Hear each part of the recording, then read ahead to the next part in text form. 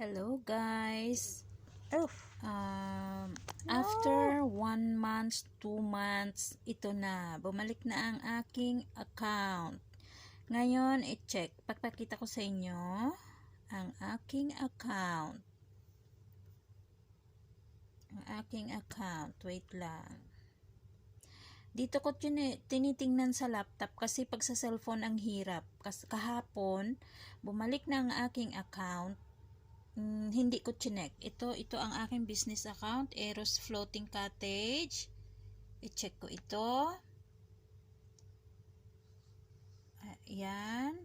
Ito. Ito ang aking business account, Eros Floating Cottage. Okay? And then, pupunta ako dito sa dashboard. Titingnan ko ang lagi nating i-check ang ating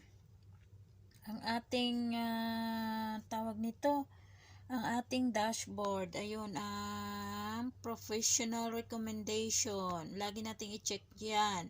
Kasi baka hindi natin alam ay may mga flag content na tayo hanggat sa not recommendable na siya. Ayan, still healthy. Pero nung kailan yun na may flag content siya, maputi na lang na check ko kaagad, na delete ko, kaya hindi siya na-recover ko siya kaagad. Ayan o. Ayan, wait lang, hada. Ito.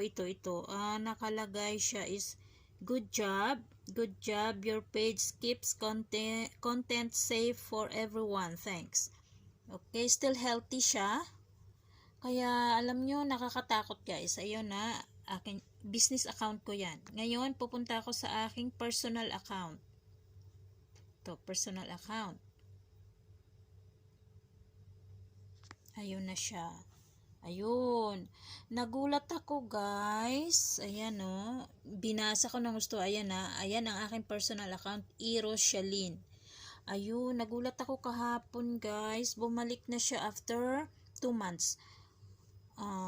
Nakalagay. Nagulat ako. Sa cellphone ko, hindi ko siya nakita. Chinek ko siya sa laptop. Ayun, nakita ko siya.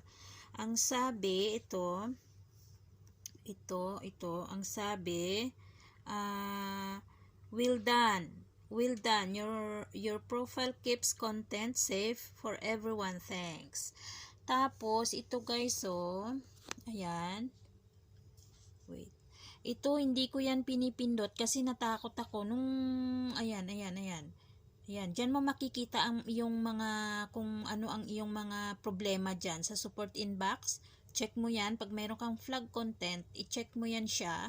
Kasi dyan mo makikita kung ano ang iyong mga, tawag nito, kung ano ang mga ang hindi pwede na mga in-upload mo. Dyan mo yan makikita. Ngayon, hindi ko yan chinek kasi baka mamaya, babalik na naman sa not recommendable ang aking profile. Kaya natakot ako kasi nung nakaraan guys, after 1 month na ang aking profile account ay hindi na siya